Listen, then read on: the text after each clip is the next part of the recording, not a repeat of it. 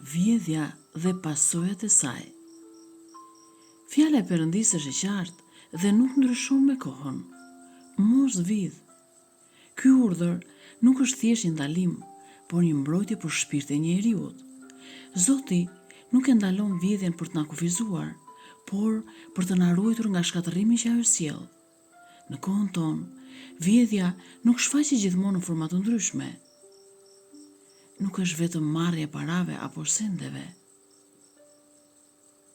Sot vjedhja është dhe mashtrimi, padrejtësia në punë, përfitimi i palishëm, shfrytëzimi i tjetrit, gënjeshtra për interes personal.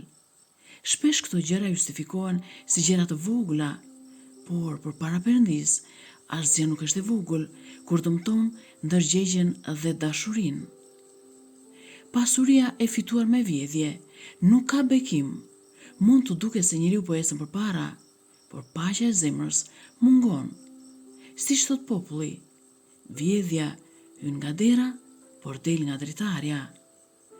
Ose humbet pasurinë, ose humbet shëndetin, ose humbet marrëdhëniet, ose humbet qetësinë e shpirtit. Vjedhja lë pasoja të thella shpirtërore. Ajo erëson zemrën e njeriut dhe largon nga Perëndia.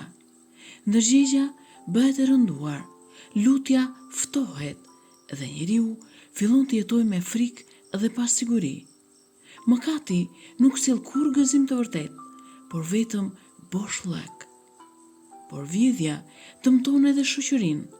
Ajo shkatërron besimin mes njerëzve, krijon padrejtësi dhe ushqen urrejtje. Një shoqëri pa ndershmëri nuk mund të qëndrojë. Kur mungon drejtësia, mungon edhe bekimi i Zotit. Krishti na mëson një rrugë tjetër, rrugën e ndershmërisë, rrugën e punës, rrugën e drejtësisë dhe të besimit te Perëndia.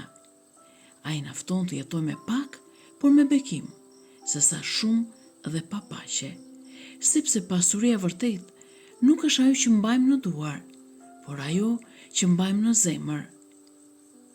Për atë që ka rënë në këtë mëkat, kisha nuk e mbyll derën. Pendimi është gjithmonë i hapur. Zoti e fal atë që pendohet sinqerisht dhe përpiqet të korrigjojë padrejtësinë. Rruga e kthimit sjell dritë, shpresë dhe paqe. Le ta kontrollojmë veten tonë çdo ditë. Të mos e shtrim dorën tonë mbi atë që nuk është jona, të mos mashtrojmë për interes dhe të mos jetojmë me justifikime. Le të zgjedhim ndershmërinë, sepse aty është bekimi i Perëndisë.